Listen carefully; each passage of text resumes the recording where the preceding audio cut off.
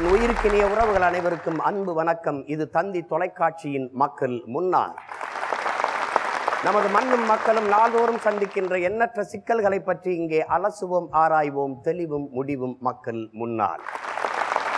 சொல்வதை தெளிந்து சொல்வோம், செய்வதை துணிந்து செய்வோம் மக்கள் முன்னால்.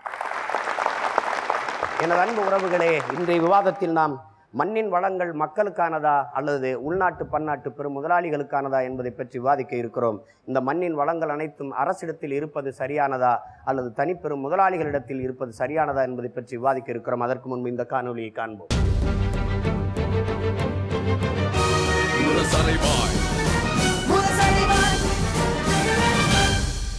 வான்மழை போற்றுதும் வான்மழை போற்றுதும் தொட்டனை தூரும் மணற்கேணி என்ற நீதியை சொன்னபோதும் அதற்கு உதாரணமாக கனிம வளத்தையும் போற்றி வாழ்ந்த சமூகம் நம்முடையது.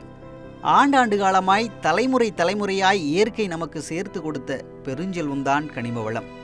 ஆற்று மணல், கனிமம் நிறைந்த மணல், விதவிதமான வண்ணமான கற்கள், அதிசயித்து பார்க்கும் இரகசியங்களை புதைத்து வைத்திருக்கும் காடுகள், அதிசயிக்கும் மூலிகைகள், மண்ணுக்குள் புதைந்து புதையலாகவே இருக்கும் சுண்ணாம்பு பணிமங்கள், கதரியக்கம் நிறைந்த மணற்படுக்கைகள், காந்தம் நிறைந்த மண்மேடுகள் என்று எத்தனையோ அதிசயங்களை கனிம வளங்களாய் நமக்கு கொடுத்திருக்கிறாள் இயற்கை அன்னை. அவற்றையெல்லாம் போற்றி பாதுகாத்து அடுத்த தலைமுறைகளுக்கு விட்டு செல்ல வேண்டிய நாம் பணத்திற்காக விலை பேசி கொள்ளையடித்து சுரண்டிவிட்டோம்.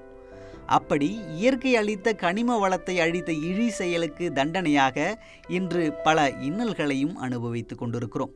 அதில் ஒன்றுதான் இப்போது ஏற்பட்டிருக்கும் நீர் பஞ்சம். அதே போன்று விலை உயர்ந்த சலவை கற்களுக்காக வேண்டி ஆயிரம் ஆண்டுகளாய் கடந்து நமக்கான கனிம செல்வங்களாய் மாறிய பாறைகளையெல்லாம் வெட்டி எடுத்ததின் பலனையும் நீரற்ற பூமியாக பார்த்து கொண்டிருக்கிறோம். இந்த பூமி தாயின் மார்பை அறுத்து பாலுக்கு பதிலாக இரத்தத்தை குடிக்க முனைந்திருக்கிறோம். இயற்கை மனிதனுக்கு தாலாட்டையே பாடியிருக்கிறது. மனிதனோ இயற்கை அன்னைக்கு ஒப்பாரி பாடலையே பாடியிருக்கிறான். அதற்கான தண்டனையில் ஒன்றுதான் சுனாமி உள்ளிட்ட பேரழிவு. தன்னை அழித்த மனிதனை அழிக்க புறப்பட்டிருக்கிறாள் இயற்கை அன்னை. அப்படி போற்றி பாதுகாக்க வேண்டிய இந்த மண்ணின் கனிம வளங்கள் அனைத்தும் இன்று மக்களுக்காக இல்லாமல் மாறிப்போனதின் அவலம் ஏன் என்பதை இந்த விவாதத்தின் நோக்கம்.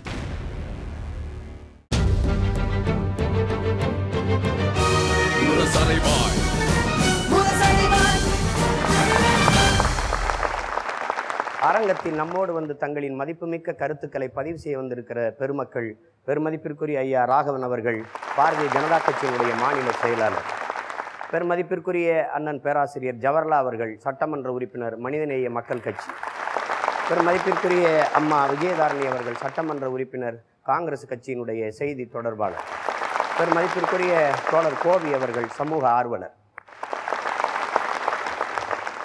ஐயா ராகவன் ஐயா, நீங்கள் சொல்லுங்கள். இப்போ என்ன, மண்ணில் இருக்கிறதெல்லாம் மக்களுக்கானது தான். ஆனால் அப்படி இல்லாமல் எல்லா வளங்களும் வந்து இன்றைக்கி நம்ம பார்க்குறோம், உள்நாட்டு பன்னாட்டு பெரும் முதலாளிகளின் சுரண்டலுக்கு அனுமதிச்சுட்டு இருப்பதை நம்ம பார்க்குறோம். அப்போ இந்த மண்ணின் வளங்கள் கொள்ளை போவதை நம்ம பார்க்குறோம். அப்போ அடிமைப்பட்டு கிடக்கும்போது வெள்ளையின் வந்து வெள்ளைக்காரங்காலத்தில் எப்படி சுரண்டப்பட்டதோ இந்த மண்ணின் வளங்கள், அப்படி இன்னைக்கு உள்நாட்டு பன்னாட்டு பெரும் முதலாளிகளால் சுரண்டப்படுவது, இது சரியானதா? இந்த போக்கு சரியானதா? நீங்கள் எப்படி பார்க்க? இல்லை, உங்களுடைய வாதத்தை என்னால் நேரடியாக ஏற்றுக்கொள்ள முடியாது. என்னோட சொன்னால் தனி மனிதன் அது இயக்கம், அதாவது நீங்கள் சொன்ன மாதிரி ஒரு பன்னாட்டு கம்பெனியோ இல்லாட்டி உள்நாட்டு கம்பெனியோ சுரண்டுகிறார்கள் என்று சொல்லும் பொழுது நேரடியாக அவர்கள் யாருமே எந்த தனிப்பட்ட மனிதரோ அல்லது ஒரு கம்பெனியோ அதை செய்ய முடியாது, அரசாங்கத்தினுடைய ஆதரவு இல்லாமல். இதனால் அரசாங்கத்தினுடைய அந்த பொருளாதார அந்த கொள்கைகள் காரணமாகத்தான் இது நடந்திருக்கிறது.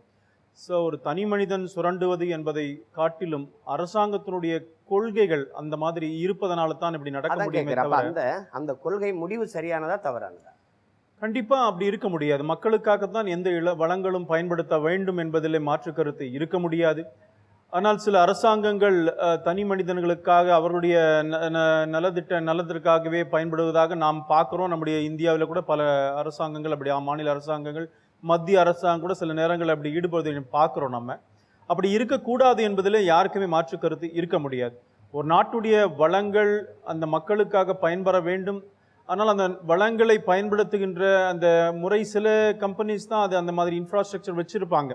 பார்த்தீங்கன்னு சொன்னா. ஸோ அதற்காக அந்த கம்பெனிகளை ஈடுபடுத்தலாமே தவிர அல்டிமேட்டாக கடைசியாக அந்த வளங்கள் மக்களுக்காக நாட்டினுடைய வளர்ச்சிக்காக தான் இருக்க வேண்டும் என்பதில் மாற்று கருத்து கிடையாது. இப்போ இதுவரைக்கும் இருந்த அரசின் கொள்கை முடிவு இப்படி இருந்திருக்கு. இப்போ புதிதாக உங்களுடைய அரசு மலர்ந்திருக்கு. இது தனது கொள்கையில் மாற்றத்தை கொண்டு வருமா? இந்த மண்ணின் வளங்கள் என் மண்ணின் மக்களுக்கானது என்ற கொள்கை முடிவை எடுக்கும். இல்லை, இது விஷயத்தில் எங்களுடைய அரசாங்கம்னு சொல்ல மாட்டேன், அத்தனை அரசாங்கங்களுமே அப்படித்தான் நடக்க வேண்டும். பாரதிய ஜனதா கட்சியினுடைய அரசாங்கமும் அப்படித்தான் நடக்கும். அதில் உங்களுக்கு எள்ளளவும் சந்தேகம் இருக்க வேண்டிய அவசியம் இல்லை. ஆனால் சில பேர் தன்னுடைய சுயநல லாபங்களுக்காக இதை பயன்படுத்துகிறார்கள் என்பதிலே மாற்று கருத்து இல்லை. அதை எப்படி சரி செய்வது என்பதை இந்த அரசாங்கம் பார்க்க வேண்டும். அப்படி தவறுகள் நடந்திருக்கிறது என்று சொன்னால் கடந்த காலங்களில் அதை சரி செய்து அதை நாட்டு மக்களுக்காக இந்த வளங்கள் பயன்படுத்துவது எப்படி என்பதை ஆராய வேண்டும். அதை நிச்சயமாக பாரதிய ஜனதா கட்சி அரசாங்கம் செய்யும். நன்றி.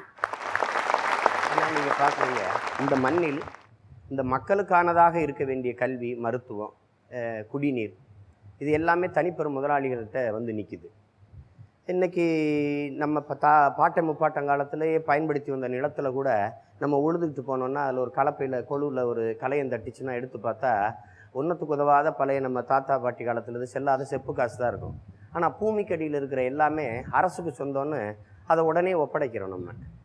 ஆனால் தங்கத்தை விட விலை மதிப்பு உயர்ந்த இந்த கனிம வளங்கள், இப்போ நீங்கள் வந்து கிரானைட் கற்கள், இப்போ அது மண், அரிசி இலவசமாக இருக்குது, ஆற்று மணல் 1000 ரூபாய்க்கு விற்கிது.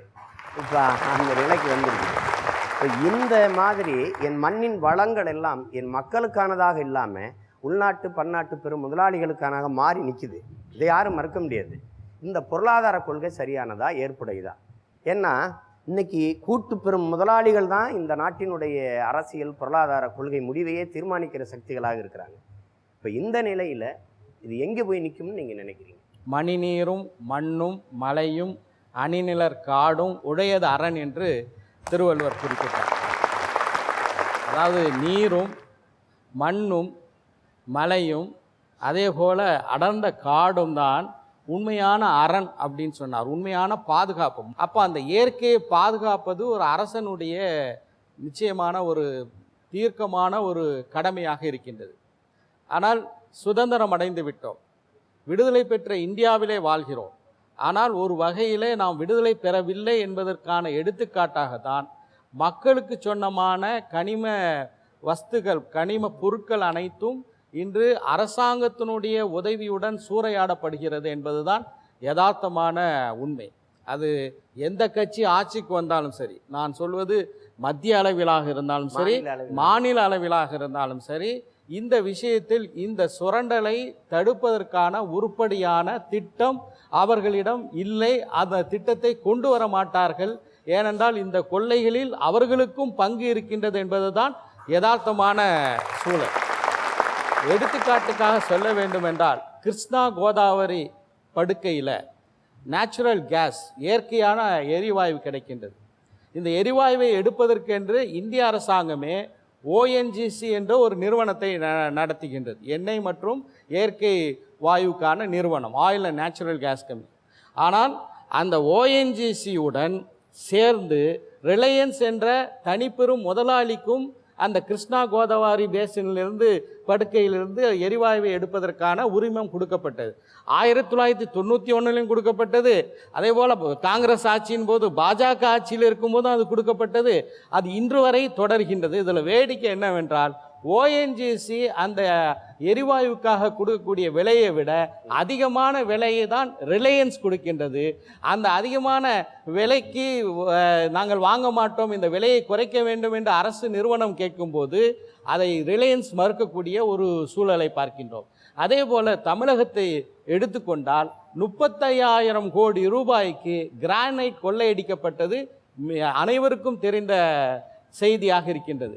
அதே போல் கார்னட், லிமினட், இந்த மணல்கள், தாது மணல்கள், இதுவும் தனியாரால் கொள்ளையடிக்கப்படுவது, அதை தடுத்து நிறுத்தாத அரசாங்கங்கள் தொடர்ந்து இருக்கக்கூடிய ஒரு சூழலை பார்க்கின்றோம். இப்போது பார்த்தீர்கள் என்றால் திருவண்ணாமலைக்கு அருகிலே மலையை குடைந்து அயனோர் என்று சொல்லக்கூடிய இரும்பை எடுக்கக்கூடிய இரும்பு துகள்களை எடுக்கக்கூடிய ஒரு திட்டமும் வந்து அங்கே மக்கள் அதற்கு கடுமையாக எதிர்ப்பு தெரிவிக்கக்கூடிய இந்த சுரண்டலை எதிர்த்து போராடி கொண்டுதான் இருக்கின்றோம். நீங்கள் குறிப்பிட்டது போல உங்களுக்கு சொந்தமான எனக்கு சொந்தமான ஒரு குப்பன் சுப்பனுக்கு சொந்தமான ஒரு நிலத்தில் தோண்டும் போது ஏதாவது ஒரு பொருள் கிடைத்தால் அது பொக்கிஷம், அரசுக்கு சொந்தம் என்று அரசு சட்டம் சொல்கிறது.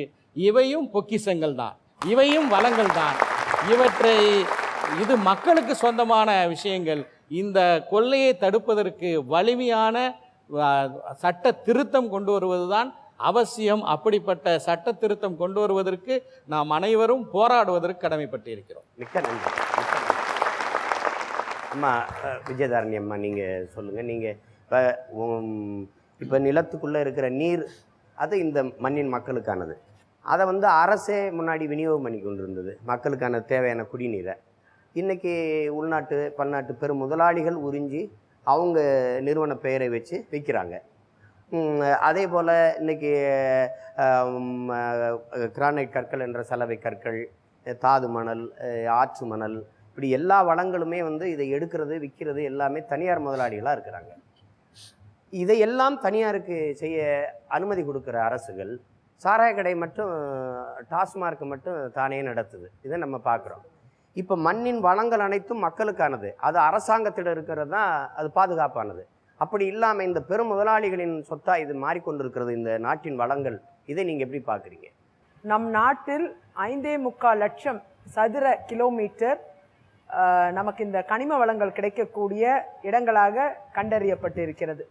தற்பொழுது 75,000 சதுர கிலோமீட்டர் தான் நாம் அதை வந்து எக்ஸ்ப்ளோர் பண்ணியிருக்கோம். அதாவது முழுமையாக இங்கு இந்த அளவுக்கு கனிமங்கள் இருக்கிறது என்று நாம் அதை பயன்பாட்டிற்கு கொண்டு வருவதற்கான முயற்சியை இந்தியா எடுத்திருக்கிறது.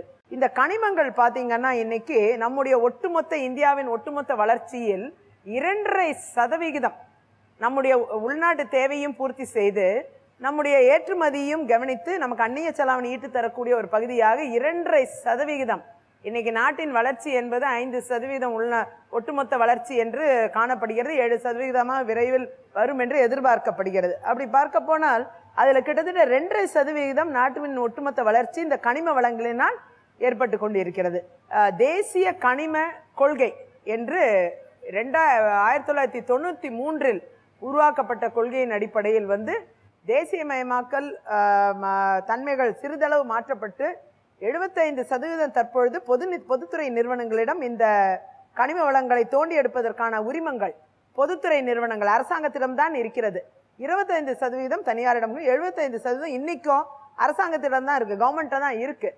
நிலக்கரி எடுத்துக்கிட்டிங்கன்னா குஜராத்தில் தான் ஹையஸ்ட் 377 சுரங்கங்களுக்கான லைசன்ஸ் வழங்கப்பட்டு இன்னைக்கு அதிகமான கனிம வளங்கள் தனியார் துறைக்கு வழங்கப்பட்ட இடம் என்றால் அது குஜராத் தான். அப்படி பார்க்க போனால் அடுத்தது இருக்கிறது வந்து ராஜஸ்தான், 3வது இடம் பெறுவது மத்திய பிரதேசம். அந்த லைசன்ஸ் எப்படி கொடுக்குறாங்கன்னா மாநில அரசு பரிந்துரையின் அடிப்படையில் தான் இந்த லைசன்ஸ் எல்லாம் வழங்கப்படுது. மத்திய அரசு அதை லைசன்ஸ் கொடுக்க வேண்டிய பொறுப்பில் MMRD act, mines and minerals regulation and development act என்று கூறக்கூடிய அந்த சட்டத்தின் கனிம வளங்கள் பாதுகாப்பு மற்றும் முறைப்படுத்துதல் சட்டத்தின் கீழ் 1957 ஆண்டு உருவாக்கப்பட்ட இந்த சட்டம் 2008 ஆண்டு திருத்தி அமைக்கப்பட்டது. அதிகமான மின்சாரம் உருவாக்கும் திட்டங்களுக்காக பெரிய அளவில் இந்த கனிம வளங்கள் இன்றைக்கு பயன்பட்டு கொண்டு இருக்கிறது. நம்ம இல்லைன்னு சொல்ல முடியாது. நிலக்கரியை தோண்டி எடுத்தாதான் நாம் வந்து மின்சாரம் உற்பத்தி செய்ய முடியும். அந்த அளவில் பார்த்தீங்கன்னா இன்றைக்கு 75% பொதுத்துறை நிறுவனங்களிடம் உறுதியாக இருக்கக்கூடிய ஒரு பகுதி இது. இதில் வந்து 25% நம்ம தனியாருக்கு கொடுத்துருக்கோம். அதில் நிறைய முறைகேடுகள் காணப்பட்டிருக்கு, அதை நான் இல்லைன்னே சொல்ல மாட்டேன். தென் மாவட்டங்களில் பார்த்தீங்கன்னா அதிகமான இந்த தாது மணல் என்று கூறக்கூடிய தாது பொருட்கள் வந்து ரொம்ப அதிகமாக கிடைக்கக்கூடிய இடம். இதையெல்லாம் நம் உள்நாட்டு தேவைக்கு நாம் முழுமையாக பயன்படுத்தி கொள்ள வேண்டும். ஆற்று மணல், ஜல்லி எல்லாமே வந்து இன்னைக்கு பார்த்தீங்கன்னா விலை எங்கேயோ ஏறி போயிருச்சு. இன்னைக்கு வீடுகள் கட்ட முடியாமல் மக்கள் கஷ்டப்பட்டுக்கிட்டு இருக்காங்க. ஆகையால இங்க இருக்கக்கூடிய மக்களுக்கு வீடு கட்டுறதுக்கு பொருட்கள் கிடைக்கல. ஆனா வந்து பக்கத்துல இருக்க கேரளாவுக்கு மண்ணெல்லாம் போயிடுது. இன்னைக்கு பாரதிய ஜனதா கட்சி ஆட்சி புரிகிற அனைத்து மாநிலங்கள்லையும் பாத்தீங்கன்னா முழுக்க முழுக்க இது கனிம வளங்களை கொண்டு நடத்துகிற அரசாங்கங்களாகவே மாறிவிட்டது. அதாவது இந்த கனிம வளங்களை கொண்டிருக்கக்கூடிய இந்த பாரதிய ஜனதா கட்சி ஆளும் மாநிலங்களில் இருக்கக்கூடிய அந்த கார்ப்பரேட் நிறுவனங்கள் இன்றைக்கு நாட்டின் தலையெழுத்தையே மாற்றி அமைத்திருக்கிறார்கள். ஒரு 10,000 கோடி 20,000 கோடி 30,000 கோடி செலவழித்து பெரிய அளவில் விளம்பரங்கள் எல்லாம் செய்து பெரிய அளவில் இந்த நாட்டு மக்களின் மூளையை சலவை செய்து இந்த ஓட்டு வங்கியாக மாற்றிக்கொண்டு அதை மீண்டும் கார்ப்பரேட்டுக்கு கார்ப்பரேட் என்று அதை மென்மேலும் அதை வளப்படுத்தி இன்னைக்கு ஒரு பெரிய மத்திய அரசாங்கத்தையே வலிமையாக பிடிக்கக்கூடிய அளவுக்கு அவர்கள் உருவாக்கி இருக்கிறார்கள் என்றால் இதன் பின்னணியில் இந்த நாட்டின் கனிம வளங்கள் இருக்கிறது என்பதை இந்த சொத்துக்கள் இருக்கிறது என்பதில் நமக்கு மாற்று கருத்து இருக்கக்கூடாது. ஆகையால் இப்பொழுது இருக்கக்கூடிய இந்த 75% மத்திய அரசிடம் இருந்து கொண்டிருக்கிற இந்த 75% பொதுத்துறை நிறுவனங்களிடம் இருந்து கொண்டிருக்கிற இந்த கனிம வளங்கள் காங்கிரஸ் அந்த 75% கெட்டியாக பிடித்து நிறுத்தியது. சகோதரி இவ்வளவு பேசும் பொழுது உண்மையிலேயே பெருமையா இருக்கு. இந்த நாட்டுல இவ்வளவு கனிம வளங்கள் இருக்கிறான். அவங்களோட சொல்ற ஸ்டாட்டிஸ்டிக்ஸ் அவங்க சொல்றத நீங்க பாக்குறீங்க. இல்ல நீங்க ஆட்சி செய்த இருங்க செய்கிற மாநிலங்கள்ல தான் அதிகமா நான் பதில் சொல்றது. அதுக்கு தான் நான் கேட்கிறேன். 5 லட்சத்து எத்தனையோ கிலோமீட்டர் ஸ்கொயர் கிலோமீட்டர் அவங்க சொன்னதெல்லாம் ஸ்டாட்டிஸ்டிக்ஸ் உண்மை என்று சொன்னால் இந்த நாட்டுடைய கனிம வளத்தை பற்றி எனக்கு ஆச்சரியமா இருக்கு, பெருமையா இருக்கு. அப்படி பெருமைப்படுகின்ற அதே நேரத்தில் இவ்வளவு கனிம வளங்கள் இயற்கை வளங்கள் இருக்கிற என் நாட்டை ஏன் இன்றைக்கு 55 ஆண்டு காலம் ஆட்சி பொறுப்பில் இருந்த நீங்க ஏழ்மையா வைத்திருந்தீர்கள்? வெளிநாடுகளில் என்னுடைய இந்தியாவை வெளிநாடுகளில் பாரத நாட்டை ஏழ்மை நாடு பிச்சைக்கார நாடு என்று எங்களை சொன்னானே சொல்லிக் கொண்டிருக்கிறார்கள். அதற்கு காரணம் யார்? எனக்கு ஏன் பிச்சைக்கார பட்டத்தை வாங்கி கொடுத்தீங்க? இந்த மணல் பற்றாக்குறைக்கு காரணம் நீங்க கொண்டு வந்த இந்த உலகமயமாக்கல் தான். தாராளமயமாக்கல் உலகமயமாக்கல்ல வானத்தை உரசுற அளவுக்கு பன்னாட்டு பெருமுதலாளியர் கட்டி வச்சிருக்கிற கட்டடம் தான் இந்த மண்ணை பூரா திங்குது. அதனால நமக்கு இந்த மண்ணின் மக்களுக்கான அடிப்படை தேவைக்கு மணல் கிடைக்கல. இப்போ உங்ககிட்ட கேட்குறேன், இந்த மீத்தேன் எரிகாற்று எடுக்கிற திட்டத்தை கொண்டு வந்தது யாரு? அதை கொண்டு வந்தது யார்? அதை தனியார் முதலாளி அமெரிக்காவுடைய கிரேட் ஈஸ்டர்ன் எனர்ஜி கார்பரேஷனுங்கிற தனியார் பெருமுதலாளிகளுக்கு 1,60,000 ஏக்கர் நிலப்பரப்பை ஆக்கிரமித்து அதில் இருக்கிற மீத்தேன் காற்றை வெட்டி அந்த உறிஞ்சி எடுக்கிற அந்த உரிமத்தை கொடுத்தது யார்? உங்கள் அரசு தானே. மீத்தேனை பொறுத்தவரை அது இந்த நாட்டிற்கு ரொம்ப அவசியமான இந்த நாட்டிற்கு அவசியம்னா அமெரிக்க முதலாளியா எடுக்கணும். அது அமெரிக்க முதலாளி அமெரிக்கா கொண்டு போக எடுக்கல. அம்மா நான் கேட்கறது, அமெரிக்காக்காரனுக்கு என் நாட்டு பொருளாதார வளர்ச்சியில் என் மக்களின் நலன்ல என்ன அக்கறை இருக்க முடியும்? நீங்க அந்த அக்ரிமெண்ட்டை சரியா பார்க்கலன்னு நினைக்கிறேன். என்ன ஒப்பந்தம்? அந்த அக்ரிமெண்ட்டை பொறுத்த வரைக்கும் மத்திய அரசு தான் முழுமையாக தன் பொதுத்துறை நிறுவனம் மூலமாக முழுமையாக கையில் வைத்துக் கொண்டிருக்கிறது. அதுல பொதுத்துறை நிறுவனங்களாகிய ONGC இன்னும் பல்வேறு நிறுவனங்கள் தான் அந்த பணியை செய்கிறார்கள். நீங்க சொல்லக்கூடிய அமெரிக்க நிறுவனம் லேயிங் ஆஃப் பைப்ஸ் ஒர்க் மட்டும்தான். அவங்களுக்கு அதை உறிஞ்செடுக்கிற பணி அவங்களோடது கிடையாது. எக்ஸ்ப்ளோரேஷன் அண்ட் எக்ஸ்ப்ளாய்டேஷன் என்று கூறக்கூடிய அந்த பணி ஒப்பந்தத்தில் அவர்களிடம் வழங்கப்படவில்லை. அவர்கள் தரம் வாய்ந்த பைப்புகள் அதை போடக்கூடிய பணி மாத்திரமே இந்த நிறுவனத்திடம் கொடுக்கப்பட்டிருக்கு. அது ஒரு சப்கான்ட்ராக்ட் தான். அப்படி பார்க்க போனால் அதில் தனியார் நிலங்கள் பட்டா நிலங்கள் பாதிக்கப்படுவதாக நீங்கள் கூறுகிறீர்கள். அதுதான் ஒரு பெரிய குற்றச்சாட்டு. அதுல குறிப்பாக விவசாய நிலங்களுக்கு கீழே இது கொண்டு செல்லப்படுகிறது என்று பாதிக்கப்படுதா இல்லையா? அதாவது இன்னைக்கு சட்டமன்றத்திலேயே இதை குறித்து விவாதம் வைக்கவில்லை. அவங்க ஒரு தீர்மானத்தை தான் படிச்சாங்க. அந்த விவசாய நிலங்கள் மேலே இருக்க விவசாயம் ஒருபோதும் பாதிக்கப்படாது. ஆனால் நீங்க சொல்லக்கூடிய அந்த 100 அடி உயரத்துல 500 அடி உயரத்துல பில்டிங்குகள் எல்லாம் இருக்கு பாருங்க, கட்டிடங்கள், அதெல்லாம் இனிமே பிளாட் போட்டு வீடுகள் கட்ட முடியாது. அதுதான் அங்க பிரச்சனையே தவிர விவசாயம் செய்ய முடியும். ஒருவருடைய சொத்தை இன்னொருவர் கொள்ளையடித்து விட்டால், திருடினால் தண்டனை உண்டு. ஆனால் இந்த அரசுக்கும் மக்களுக்கும் சொந்தமான இயற்கை வளங்களை கொள்ளையடிக்கின்றார்கள் ஒரு தனியார் நிறுவனம். அதை வேடிக்கை பார்த்து கொண்டிருப்பதாக தான் அரசுகள் இருந்திருக்கின்றது என்பது உண்மை. அதே போல மீத்தேன் எரிவாயு எடுப்பதை பற்றி சொன்னார்கள். தமிழ்நாட்டினுடைய கிரானரி, அதாவது நெற்களஞ்சியம் தஞ்சை பகுதி என்று சொல்லும்போது தஞ்சாவூராக இருக்கட்டும், திருவாரூராக இருக்கட்டும், நாகை மாவட்டமாக இருக்கட்டும், அங்கு விவசாயத்தை அடித்து ஒழித்து அது இல்லாமல் ஆக்கக்கூடிய திட்டம் தான் இந்த மீத்தேன் எரிவாயுவை எடுக்கக்கூடிய திட்டம் என்பதை மக்கள் தெளிவாக புரிந்திருக்கின்றார்கள். குழாய்களை பதித்து போகும்போது அந்த நிலங்கள் எல்லாம் மலட்டு நிலங்களாக மாற்றக்கூடிய மனித குலத்துக்கு விரோதமான திட்டம் தான் இந்த மீத்தேன் எடுக்கக்கூடிய திட்டம் என்பதை பதிவு செய்ய விரும்புகிறேன். இதில் காங்கிரஸ், பிஜேபி அல்லது அதிமுக, திமுக என்று பார்க்காமல் அத்தனை பேர்களுடைய நடவடிக்கைகளும் மோசமாக தான் இருந்திருக்கின்றது. கட்சிகள் மாறலாம், ஆனால் இந்த கொள்ளையில எல்லாருமே ஒரு பங்கு வகித்திருக்கின்றார்கள் இந்த இயற்கையை சுரண்டுவதில் என்பதுதான் மிக முக்கியமான விஷயம். இந்த வளங்கள் அனைத்தும் மக்களுக்கு, அரசுக்கு மட்டும்தான் இருக்க வேண்டுமே தவிர எந்த தனியாருக்கும் அதில் இடம் கொடுக்க கூடாது என்பதுதான் நாட்டினுடைய வளத்தை காப்பதற்கான சரியான வழியாக இருக்கும்.